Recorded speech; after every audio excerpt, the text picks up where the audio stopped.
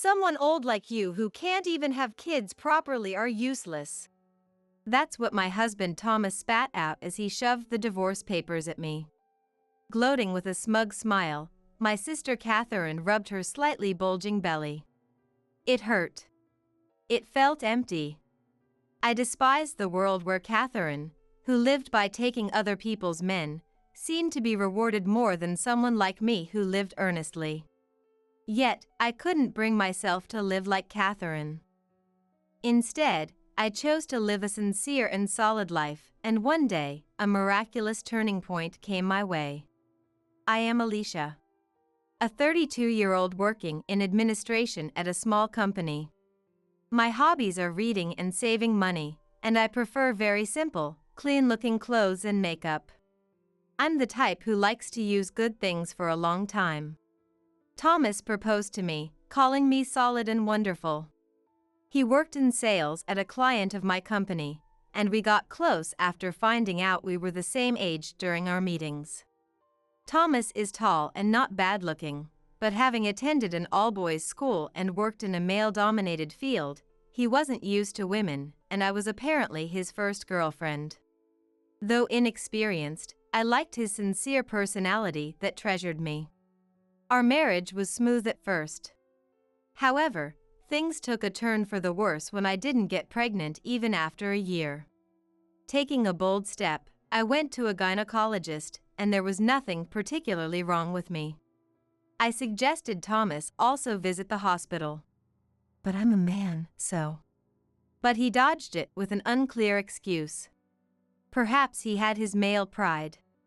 But if there was a problem with him that could be treated, I wanted us to work on it together.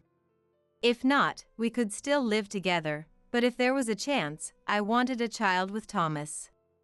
Despite my repeated pleas, Thomas was non-committal and seemed unwilling to see a doctor. One day, my sister Catherine, 3 years younger than me and who was married 5 years ago, returned to our parents' house. Catherine got pregnant at 24 with a 20-year-old college student, clashed with our parents who were against the marriage, and moved in with her partner's family. After not showing her face for 5 years, it seems she divorced, leaving her child with the father. The in-laws harassed me, and it was tough, so I came back. I wanted to raise my son, but my husband's parents took him. She cried to Mom, but the truth was unknown. After all, Catherine has always been good at fake crying and drawing sympathy. Unlike plain me, Catherine has a glamorous appearance, always wearing fashionable clothes. She has lived a life always with a man by her side. When bored with a boyfriend, she would villainize him to gain sympathy from the next target man and switch to him. So, I assumed this time too, it involved a man. And normally Mom would see through Catherine's lies.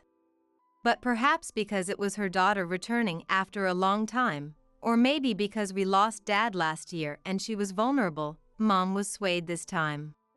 Well, she's family, so it can't be helped. I kept silent and endured it too. But this decision turned out to be the worst, only to realize it was irrevocable later on. During a usual summer vacation visit with Thomas, Catherine was naturally there. Catherine, who didn't attend our wedding, was meeting my husband for the first time.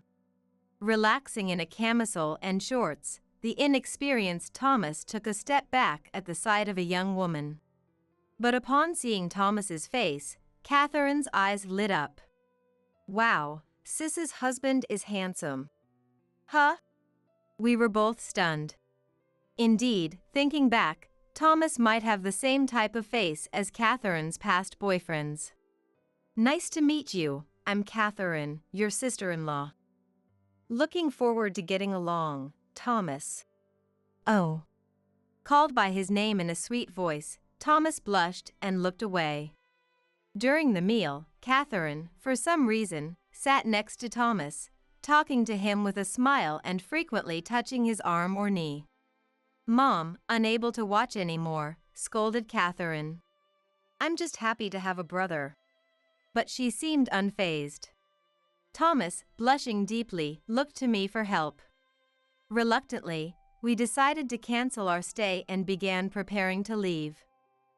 Then Catherine whispered in my ear, "Sis, you've caught a good man." It creeped me out. In the car on the way home, Thomas, looking exhausted, said, "Your sister is something." To which, "I'm really sorry," I replied. At that moment, I realized Catherine had taken a liking to Thomas, but I thought nothing would happen seeing the reaction of Thomas.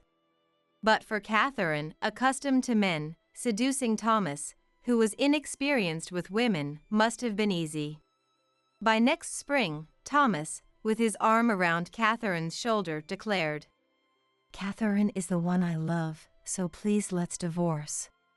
Naturally, I was shaken to the core. "How could you think that's okay? Even if you don't forgive me, the fact that I no longer love you doesn't change." "Why?" "I'm sorry, sis.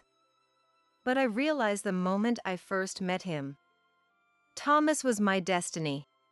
Catherine. Forced to watch the two of them gaze into each other's eyes, I couldn't help but feel angry. "Catherine, how could you?" "Hey, don't lay a hand on Catherine. She's carrying my child." "What? Thomas's child? Despite our 2 years of trying?" "Really? Catherine is pregnant with Thomas's child?" Staring at Catherine's belly involuntarily, she smirked triumphantly. "That's right. It seems like Sis had decided Thomas was infertile, but I got pregnant with his child easily." "No, that's a lie." Thomas looked down on me as if I were trash. "Turns out you were the only defective one." Blaming Thomas even though you're the flawed one, how pathetic. Poor Thomas. Catherine leaned on Thomas, who tenderly stroked her hair. "To say such things. I just wanted a child with you, that's why I wanted you to go to the hospital. That was just pressure.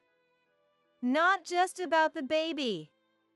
You always talk about saving and expenses for old age, forcing a life that reeks of poverty. I was fed up with not being able to spend freely like when I was single. Life with you was plain and boring, nothing fun about it." Thomas's harsh words deeply wounded me. "You were the one who said you loved the solid me." Compared to that, Catherine embraced me gently. That's why she got pregnant with my child. That's not fair. I didn't mean to blame him. I would have accepted him even if he couldn't have children. I just wanted him to get tested at the hospital once. Was I wrong? Is that why the child went to Catherine's belly instead? My head spun, and darkness closed in. My own sister stole my husband and carried the child I couldn't have. The reality was too heavy to even start blaming them. Laughing at me, Thomas placed the completed divorce papers on the desk. "If you've understood your mistake and where you stand, please sign this quickly. Don't worry, I'll pay the compensation as dictated by the divorce court. After all, I'm abandoning a pitiful old woman who couldn't bear children." Thomas is so kind. Their voices faded away. Crushed by despair, they disappeared soon after leaving me with the divorce papers. It took me days to regain my senses, but eventually, I complied with their wishes and agreed to the divorce. I could have refused, being the victim, but I couldn't bear to make an innocent child illegitimate. Instead, I secured fair compensation through a divorce court with the help of a lawyer. Thomas paid without hesitation, all at once. It hurt to be told he wanted to pay to get rid of me. Hearing about my divorce and Catherine's affair, Mom seemed even more shocked than I was. She better not step foot in this house again. Was I wrong? Is that why the child went to Catherine's belly? And I'm sorry. It's because I accepted her. Mom apologized, crying, and I hugged her back, crying too. It was frustrating. It felt empty. I hated the world where Catherine, who lived by taking other people's men, seemed to be rewarded more than someone like me who lived earnestly. Yet, I couldn't bring myself to live like Catherine, and even after the divorce, I continued to live a plain and solid life. Then, a turning point came my way. One holiday, while reading a book at my favorite cafe. "Is that you, Alicia?" I was approached by a familiar voice. Looking up, I saw a familiar face. "Derek?" "It is you. Long time no see." Derek smiled happily. My classmate and childhood friend. Though we used to play together often as kids, we became estranged after going to different schools for further studies. The conversation flowed so naturally with Derek, it was hard to believe it had been so long since we'd last met, and I learned he had also divorced and returned to his hometown. His ex-wife had been irresponsible with money, leading to a discovery of significant debt and their subsequent divorce. When I shared my story of divorcing due to my ex-husband's affair with my sister, he was as outraged as if it had been his own, which made me happy. It turned out Derek also liked to read books in cafes, and we found we had a lot in common. We started seeing each other more frequently and naturally began a relationship. Convinced by each other's sensible way of living, we felt certain about our future together. I told him I might not be able to have children, but he smiled and said we would live a happy life together regardless, making me want to spend my lifetime with him. 2 years after our reunion, we got married in Hawaii, just the two of us. 3 years later, I was relaxing at home with Mom when the doorbell rang. Catherine and my ex-husband, who I hadn't seen in 5 years, let themselves in with a key. Upon seeing me, they sneered in disdain. "Sis, you're as plain as ever. And you're not even wearing makeup. You look even older, it's hilarious. To think you're still alive despite being infertile. Aren't you ashamed as a woman?" I can't believe this. I replied disinterestedly to their typical insults, too bothered to engage. Instead, Mom glared at them. "I told you never to enter this house again." "Oh, Mom. Are you still holding on to that grudge? If you keep this up, you'll never see your grandchildren." "That's fine. You'll regret it. Once you see my adorable daughter, you won't be able to say that." "Rosalind, come here." Catherine confidently called to the entrance, and a 5-year-old girl approached. She looked a lot like Catherine, bright but silent, just observing us. "She's cute, isn't she? Your first granddaughter." "Yes, she's a lovely child." "You must regret it now, right? Choosing sis over me. But it's okay, I forgive you. Just kick out that divorced, infertile woman, and we'll live with you. You'll get to take care of your granddaughter every day. Wouldn't that be happy?" Mom watched Catherine, who was only talking about what suited her, expressionlessly. And when Catherine stopped to breathe, Mom sighed. "I understand what you're saying. But it's impossible for me to live with you. Why be so stubborn? If you sympathize with sis, you'll never be able to adore your grandchild." Catherine laughed, and Thomas sneered beside her, looking down on me. Then, a cat-like cry came from somewhere. "Huh? Mom, did you start keeping a cat?" Catherine was astonished. Mom quietly raised her arm, pointing to the next room. "Look there." "What?" Instead of the astonished Catherine, I opened the door to the room Mom pointed at. Inside, there was a child sleeping on the bed and 2 babies crying. "Who? Whose children are these?" "My grandchildren." "Huh? Mom's grandchildren? What do you mean?" "What else? If they're not your kids, then they must be Alicia's, obviously." "What?" Catherine and her husband's exclamations echoed. Their voices made the two younger children cry even more, so Mom and I took turns holding them. Seeing their incredulous faces, I decided to explain my current situation. I got remarried 2 years ago. Even though you're infertile? Thomas still said something foolish as I held a baby. You can see the kids right here, so it's clear I'm not infertile, right? We started trying for a baby right away, and it happened so quickly. And the second time, I had twins, which was quite the ordeal. Is that so? Thomas forced a smile, clearly feeling awkward after discarding me as defective. While Mom soothed the baby with her gentle hands, she sternly told them, "So, we're not short on grandchildren. In fact, we're so busy we could use an extra pair of hands. Sis may have married and left home, but she brings the grandkids over like this, so there's no benefit to living with you." Ugh! Catherine choked up. But she quickly recovered and insisted, That's terrible, Mom. Are you discriminating against your grandkids? "You've made your bed." How much have you given to Sis's kids?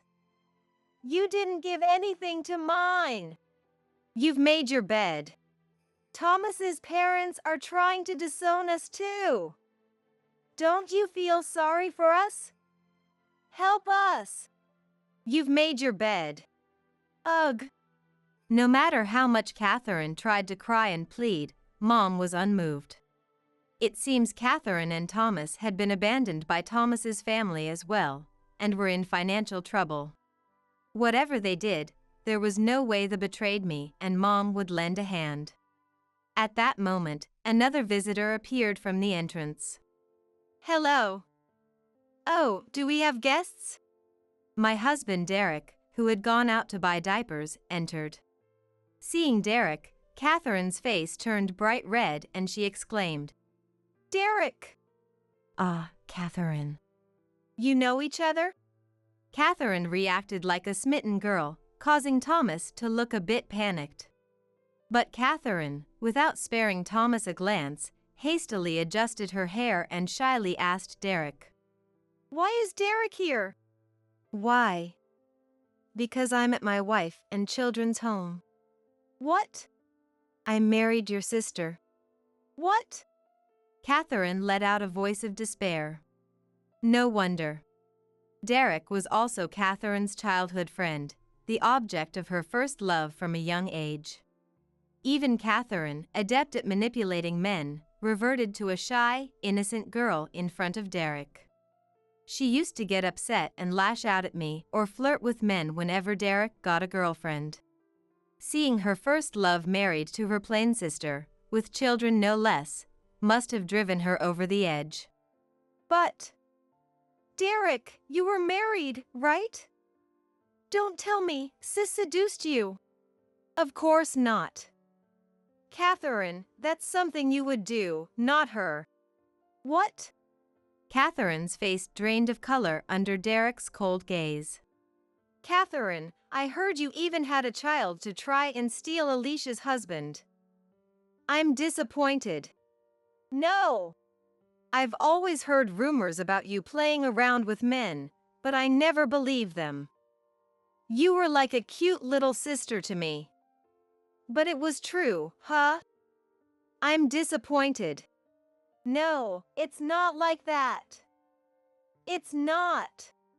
Please leave. This house is important to me too. If you do anything to my wife or children, I'll never forgive you. Catherine trembled under the scorn of her admired one. This is wrong, all wrong. Lies, lies, lies. Catherine? Lies, lies, lies. Seeing Catherine muttering with unfocused eyes, Thomas also turned pale. Now you see. I'm not infertile, and Catherine has always been known to mess around with men. Ah. You chose such a woman. Take responsibility and take her back. Yeah. Thomas, stunned, dragged away the babbling Catherine. Rosalind, left behind by her own parents, was delivered by me to Thomas's parents. They are decent people.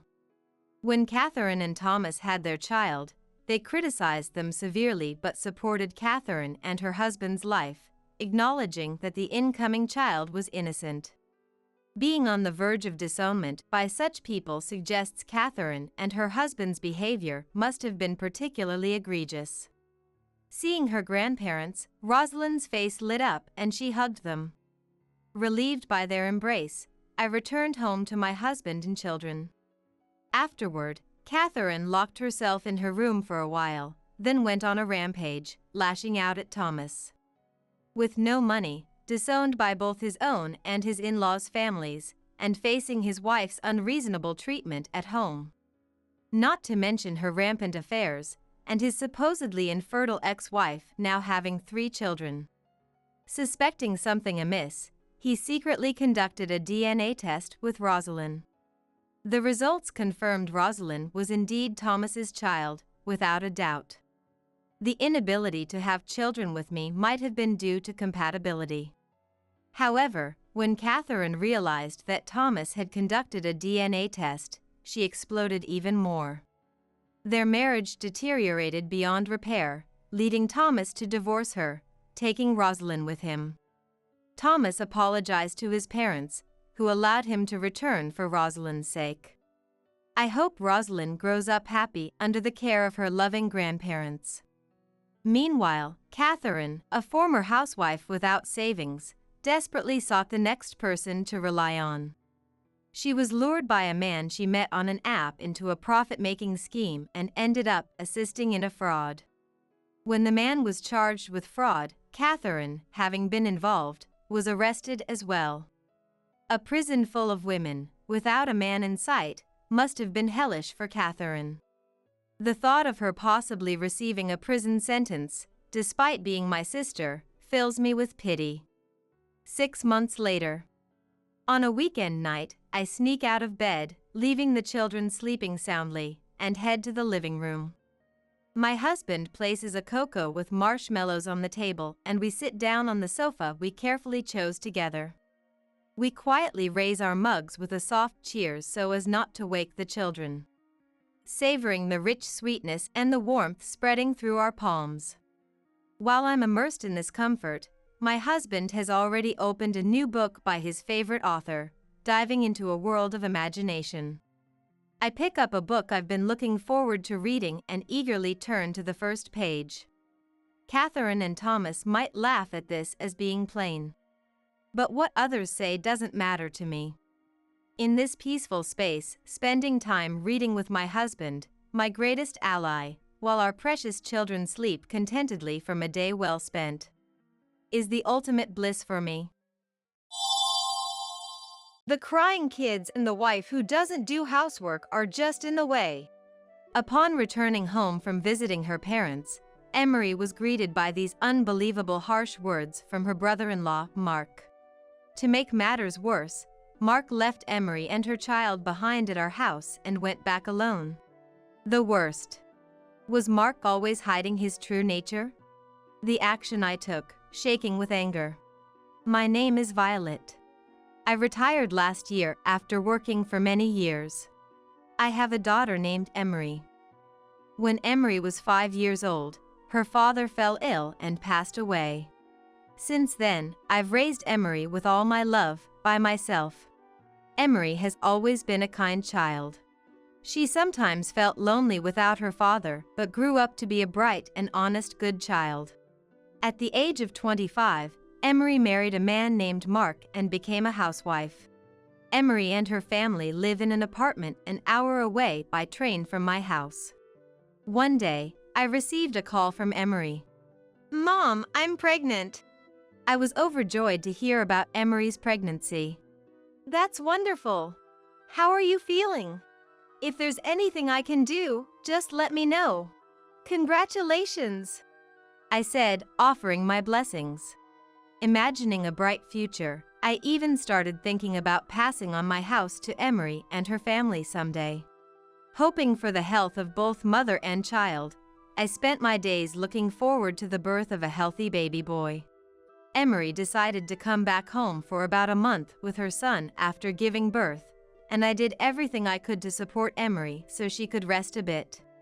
Bathing, changing diapers, feeding milk. Taking care of a baby after so long was challenging but fulfilling, and most importantly, my grandson was so adorable that I was motivated to do anything. Emery tried to do as much as she could on her own, but I always told her not to overdo it postpartum. Thinking of Emery's health, I prepared nutritious meals. Mom, thank you so much. This really helps, Emery would always say, expressing her gratitude. I was enjoying life with Emery and my grandson, but one thing bothered me. Emery's husband, Mark, hardly ever came to our house.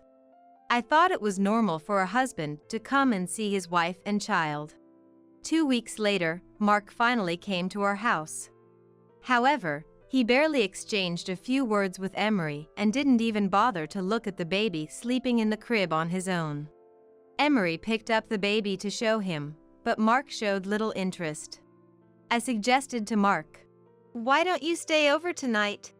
But Mark declined, saying, "No, I'm busy with work, so I'll pass," and left soon after. I felt uneasy about Mark's indifferent behavior, showing no affection for the baby or consideration for Emery, but I continued to support Emery and take care of my grandchild with dedication. After that, Mark never showed his face again. A month flew by, and it was time for Emery and my grandson to return home. Feeling lonely again, I hoped the family of 3 would support each other. Even though Mark had a lukewarm response when he visited, living with the baby might gradually nurture his paternal instincts. Maybe he only came once because he was really busy with work.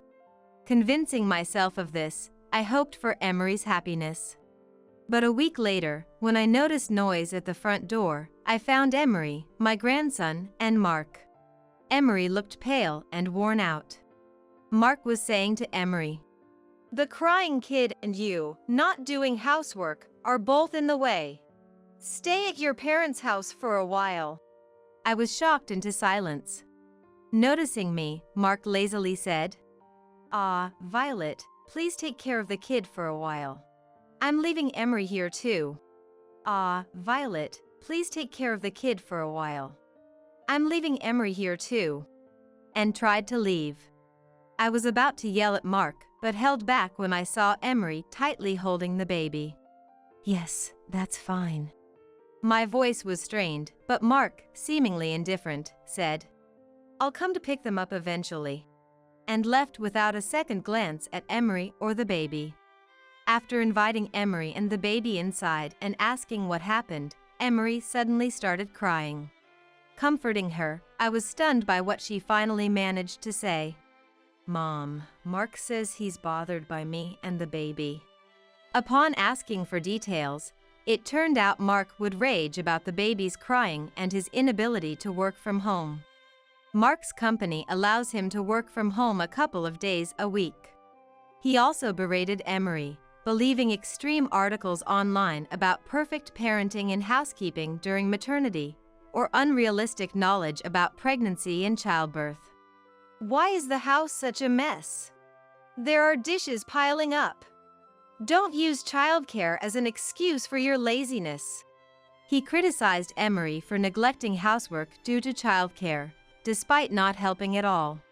Finally, he left Emery and the baby at our doorstep, saying, "The crying kid and the wife who doesn't do housework are just in the way. Take care of them at your parents' house for a while," and went back alone. After hearing Emery's story, I felt a surge of anger and immediately contacted Mark's parents.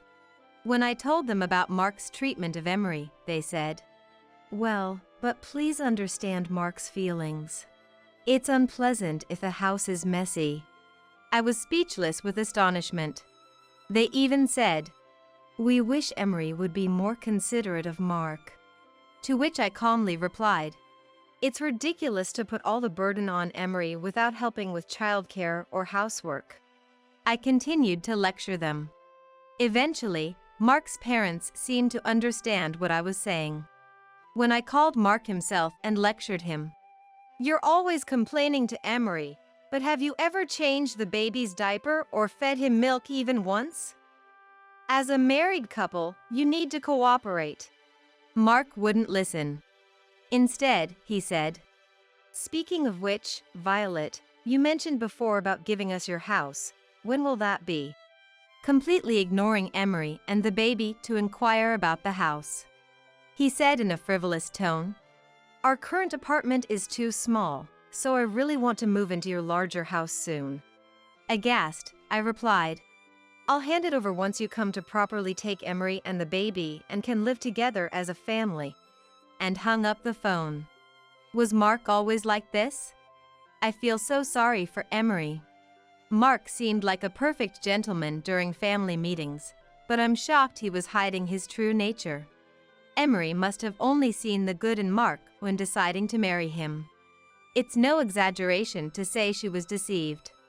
For now, I must protect them until Mark properly comes to pick them up. And so, our life together, with me, Emery, and my grandson, began. Emery gradually regained her spirits, and my grandson grew up healthily. 7 months later, when Mark finally came to pick them up, he was stunned to see our house. What the? Why is everything gone? The site was cleared. In a panic, Mark called Emery. On the phone, Mark yelled, Hey! Why is the house gone? What happened to the promise of giving us the house? And where are you guys now? To this, Emery calmly demanded a divorce, saying, You finally showed up? It's too late. The child, Mom, and I have moved. Let's get a divorce. Actually, since Mark didn't come to pick them up for a long time, I sold the house and cleared the land. If he had come sooner and sincerely apologized to Emery, things might have been different, but since there was no sign of that, I decided to sell the property. By then, Emery had already resolved to divorce Mark. I hadn't expected him to come after 7 months. During this time, we managed to find a strong lawyer for the divorce and a new place to live with the money from the sale of the house, so maybe the timing was right in a way. But it was way too late. What did he think of Emery and our grandson? Mark screamed. Divorce. Why would it come to that? I will never agree to it. Tell me where you've moved to, I'll come. But Emery responded, I will never tell you. I'll send the divorce papers by mail, please sign them. And hung up the phone. We didn't move to a neighboring city but to a distant one, buying a spacious apartment with the money from the house sale. With a large park nearby and supermarkets and drugstores within walking distance, it's a great location for raising a child. Emery and I are completely satisfied with our new apartment, enjoying a relaxed life of parenting. Mark often called afterward, only saying, I will never agree to a divorce. Emery reiterated her request for a divorce, saying, If you could ignore us for 7 months, we must not be needed. Please come to terms with it and agree to the divorce. But Mark threatened. Do you plan on taking away my parents' first grandchild? However, Emery informed him. Your parents have been visiting regularly, so they're well aware of the child's growth. Actually, after I lectured them over the phone, Mark's parents changed their minds, apologized to us, and even came to our doorstep to offer a deep apology for their rudeness. They repeatedly tried to persuade Mark to pick up Emery and the child, but he refused to listen. They disowned Mark, saying, A person like that is no son of ours, and urged him to agree to the divorce quickly. Mark panicked. Why are you suddenly saying this? Dad, Mom, that's terrible. They cut him off. You had 7 months. We're severing ties with you as parents. Emery coldly told Mark. Your parents have disowned you, haven't they? I also want to sever ties with you as soon as possible through divorce. Disowned by his own parents and abandoned by his wife, Mark finally conceded to the divorce. Regarding custody, although Mark said, "I want the custody," Emery countered. "I want the custody." Emery countered. "You've never even changed a diaper. What are you talking about?" Naturally, Emery was granted custody. Mark ended up paying child support in a lump sum, and the divorce was finalized. Initially, Mark wanted to pay child support in installments, but Emery insisted on a lump sum, not trusting him, so Mark reluctantly agreed. This left Mark almost broke, leading to a life of poverty after paying child support in one go. Thinking that remarrying Emery would bring back the child support, Mark began frequently demanding to remarry. "Emery, I'm really sorry. I won't blame you anymore. I can even tolerate a bit of mess and change diapers occasionally. Let's remarry," Mark said ridiculously, but Emery replied, "You still don't understand what you did wrong. I don't see any willingness to cooperate. Anyway, even if you changed now, I would never remarry you." Mark still hadn't grasped the concept of cooperating on childcare and housework as a couple, continuing to make irrelevant remarks. Emery said, "Since I've already received the child support, there's no need for us to communicate anymore. I'm blocking you. Goodbye," and blocked Mark. Both I and Mark's parents also blocked him. Emery expressed relief. "I feel so refreshed. It's a liberating feeling." Later, when Mark found it difficult to pay his apartment rent and return to his parents' home, he discovered it was for sale. Standing in front of the now empty lot, he muttered, "You've got to be kidding. Did Dad and Mom sell the house too?" Having lost his home, Mark was at a loss and reluctantly returned to his apartment, leading a lonely and impoverished life. Soon, whispers and rumors about him began to spread among the neighbors. The word was that he had driven away his wife and child with his selfish behavior, and even his own parents had disowned him. Since Emery was well liked by the neighbors, they looked down on Mark, saying, "To treat such a wonderful DIL so terribly." Even going to the convenience store near his house became a challenge for Mark, as he was conscious of people's stares, resorting to sneaking out late at night. Moreover, news of Mark's misconduct had spread at his workplace, resulting in cold treatment from everyone. Mark had a tendency to arrogantly believe everything he read online, and he wasn't very popular at work to begin with. This incident further lowered Mark's standing at work, and he was even lectured directly by a senior female colleague with experience in child rearing. As a result, Mark found no peace either at work or home, leading a life of discomfort.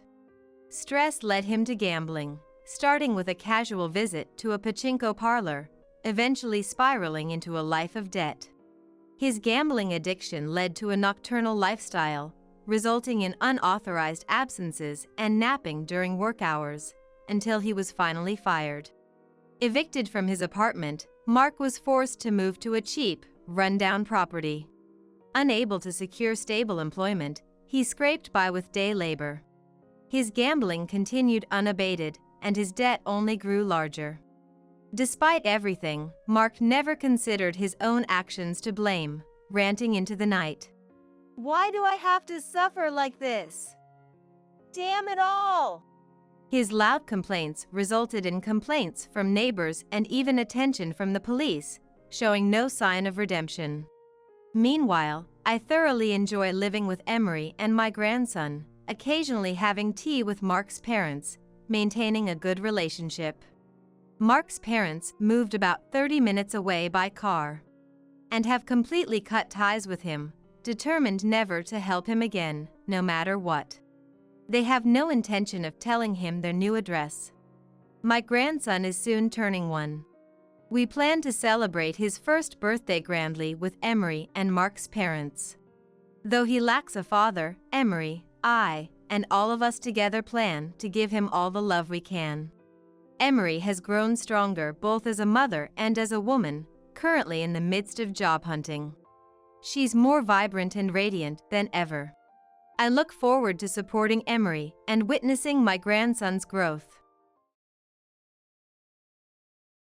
Pack my stuff too and make sure you handle it with care. Naturally, I'll be taking the biggest room, Vincent declared as the moving day to our new home approached. My husband Kendrick and I were busy with preparations for the move. It was during this time that Vincent, Kendrick's unemployed brother who lives with us, insisted we pack and transport his belongings as well. That house is perfect for someone elite like me, so I'll be coming along, he added. My name is Rachel, a 29-year-old working mother with a job in medical administration. Kendrick, also 29, is a salaried employee. Despite our busy schedules, we manage to divide household chores. I take care of meals and laundry, while Kendrick handles cleaning. We enjoy a close relationship, spending our weekends traveling and leading a fulfilling life together. One day, Kendrick received a call from his friend Tariq. I've decided to start a new company. You were interested in this industry, right? After giving it some thought, I realized I need your skills. Please, join me in this venture, Tariq passionately pitched. After some contemplation, considering Kendrick had shown interest in this field before his current job, I encouraged him to accept Tariq's offer, which he did. Tariq lives in a location far from where we currently reside, prompting us to decide on moving to work together. Tariq's father, a successful businessman, caught wind of our situation and generously offered to prepare a home for Kendrick and me. The house, with its trendy design and sophisticated interior, excited both of us. 2 months before the move, we received a call from Kendrick's mother, Cordelia, about his father, Taylor, who had been hospitalized following an accident. It seems Taylor will have lasting effects from his injuries and will need to move into a care facility, but there's no immediate availability. He can be admitted by the end of next month, so could you help support Taylor until then? Not long ago, Taylor was involved in an accident and had been living in the hospital. While his life wasn't in danger, he was left with aftereffects that made walking difficult without a cane or assistance. We were planning to hire a home health aide, but since they wouldn't be available 24/7, there was a desire to have more hands on deck. Despite hearing that living together for caregiving often leads to trouble, my relationship with my in-laws has always been very positive, without any issues. They've even given me gifts from their travels and celebrated my birthday, showing their care for me regularly. So, we happily agreed to Cordelia's request to move in and assist with Taylor's care until our move. Cordelia then whispered something difficult to say. Thank you. But, there's one thing I need you to promise. Hearing this promise left me in shock. Since moving in with the in-laws, our relationship remained as good as ever, except for one thing, Vincent, Kendrick's brother, who was always a source of concern. Vincent, 2 years Kendrick's senior, was notably gifted, easily gaining admission to a prestigious university. Afterward, he secured a position at a well-known, leading corporation, but reportedly quit soon due to an inability to mesh with the workplace culture. For a time, he seemed keen on re-employment, but lately, he dismisses job opportunities, scoffing, "An elite like me shouldn't settle for such conditions." Currently, he sporadically works part-time jobs for leisure money while residing at his parents' home. Despite efforts to encourage his departure, Vincent's imposing nature often led to confrontations. Even after changing the locks, he would ambush the in-laws, forcefully enter the house, and replicate the keys to maintain his presence without concern. Living with someone like that, I knew wouldn't be easy, and indeed it was as I feared. In Vincent's eyes, Kendrick was the failure of a brother, and I was the incompetent DIL brought by the failure. Despite prior discussions about cohabiting for Taylor's care, Vincent demanded, "Hey Rachel, I'm starving. Isn't dinner ready yet? Why am I having fish? I was in the mood for meat today, you incompetent woman." The room's getting messy, clean it up. And don't touch the stuff on the shelves, making me handle nearly all his personal needs. Of course, I ignored most of Vincent's demands, but he would still consume meals prepared for Taylor or leave his trash in front of my room as he pleased. Even reluctantly caring for Vincent elicited no thanks, only a sense of entitlement. After returning from work on weekdays, I'd start on household chores and assist with Taylor's care, making for hectic days. Moreover, Vincent treated me like a servant, repeatedly boasting about his university and corporate experiences, taking up my time. I considered leaving multiple times, but convinced myself to endure it just for the 2 months until we moved to our new home. Since our stay was temporary, we hadn't unpacked much, simplifying the moving process. Now, we just awaited the completion of our house to transfer our belongings. One day, Vincent woke up past noon as usual, looked at the leftover lunch, and sneered at the poor meal before mockingly laughing at us. "Hey, incompetent woman, make sure my stuff is moved into the biggest room. Handle it carefully, don't you dare scratch anything. When are you moving, Vincent?"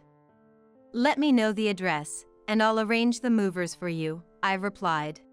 At that, Vincent sighed deeply, berating me for a while for being useless and stupid. Then, he started accusing Kendrick of snooping through his computer and emails.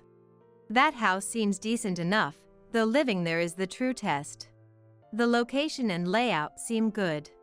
Plus, with a supermarket nearby, Rachel can quickly get anything I need.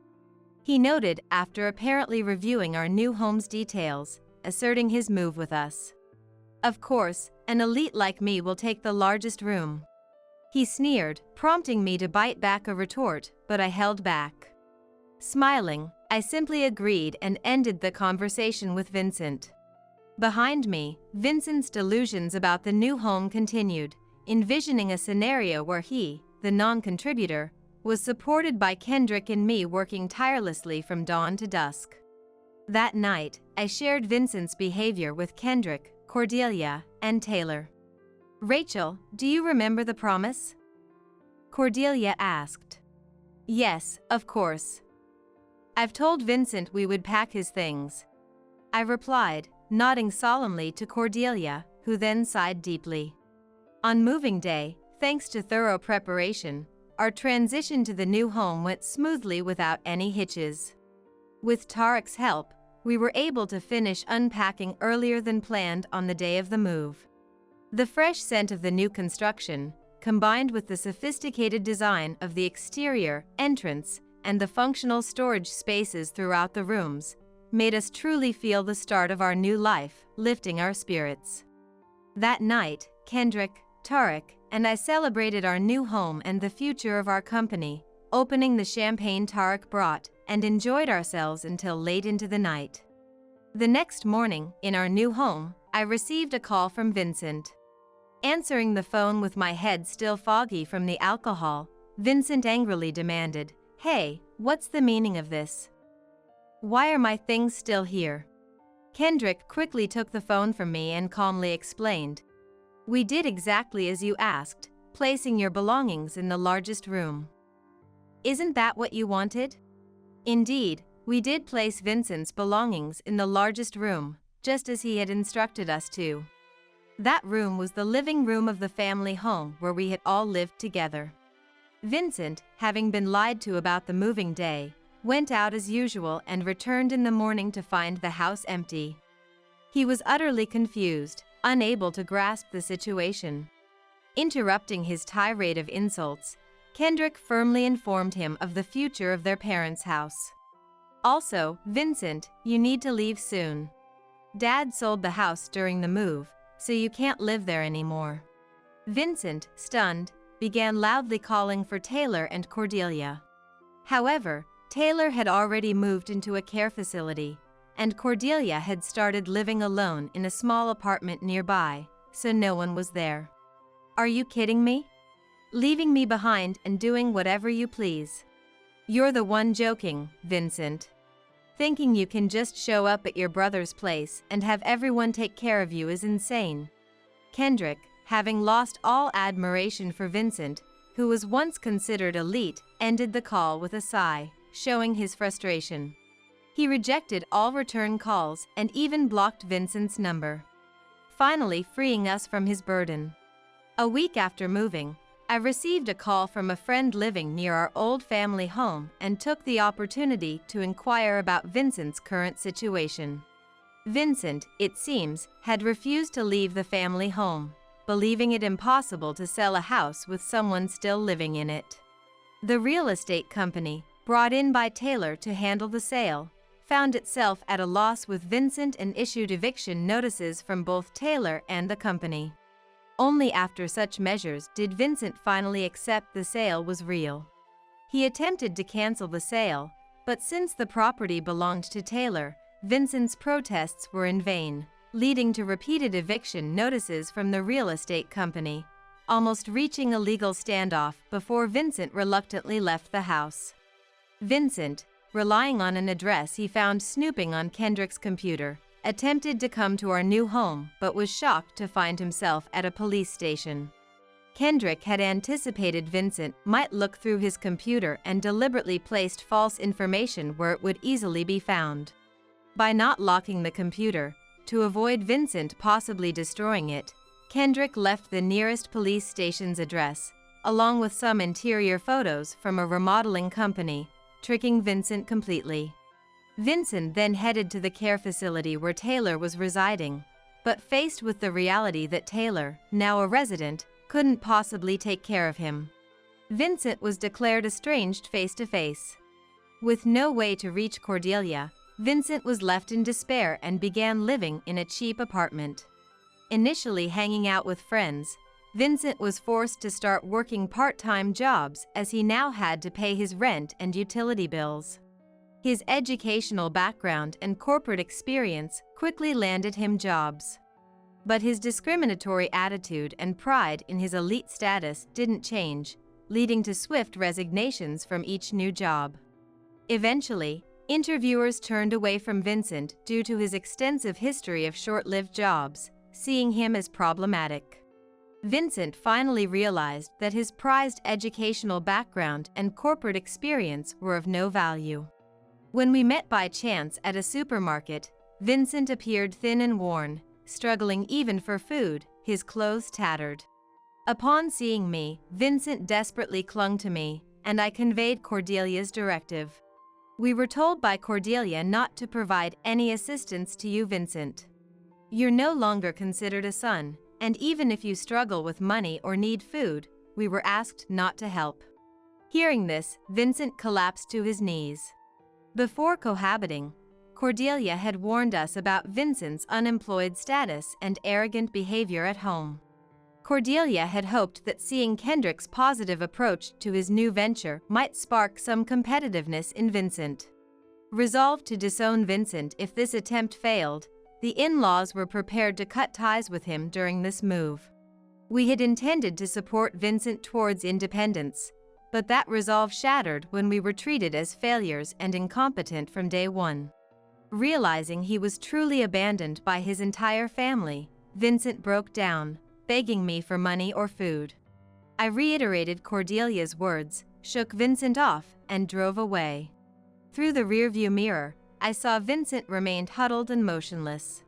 With a sigh, I thought of it as divine retribution for neglecting the in-laws who were willing to support him, and took a slightly longer route home. As for my husband and me, with Vincent gone, we were freed from the stress of being treated like servants and have been enjoying our new life in this new land. Kendrick and Tarek's company, though initially faced challenges during setup, gradually gained trust from those around us and is doing well. Kendrick, despite being busy, is happy working in the industry he loves alongside Tarek, which makes me happy as well. As the company is on track and expecting to get busier, I've decided to work part-time there to support Kendrick's endeavor. We keep in touch with the in-laws, occasionally visiting them for meals, maintaining a good relationship. We vowed to live each day without arrogance, grateful for the support from those around us, no matter how busy or difficult our situation may be. I am grateful to Kendrick, and Kendrick is grateful to me as we happily live our daily lives.